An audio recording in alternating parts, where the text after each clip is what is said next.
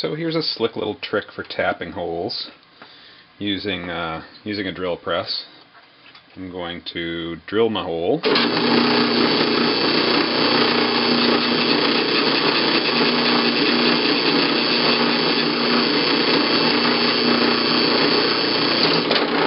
Okay, so that's a nice clean little hole. Now I'm not going to move anything.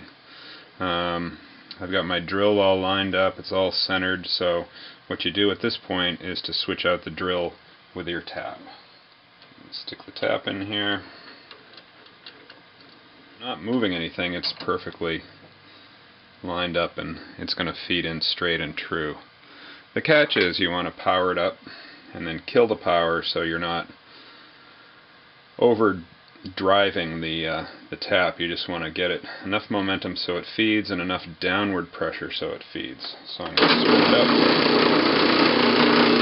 cut the power, and it's got a nice little feed to it. Now I can pull the tap out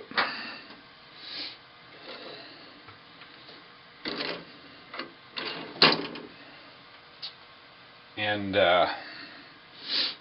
take the work out and actually complete the tapping by using a wrench.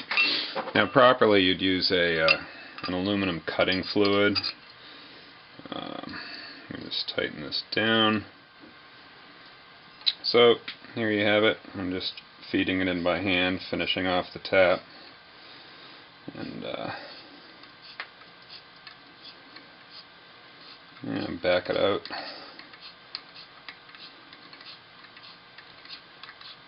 And you have a nice clean hole, perfectly aligned, well started. Especially on a soft material like aluminum, it's important to get a good start on it. On steel as well, where it's really difficult. Otherwise, when you're trying to tap it, you drill the hole and you're sitting here with your hand trying to line it up before you have a thread.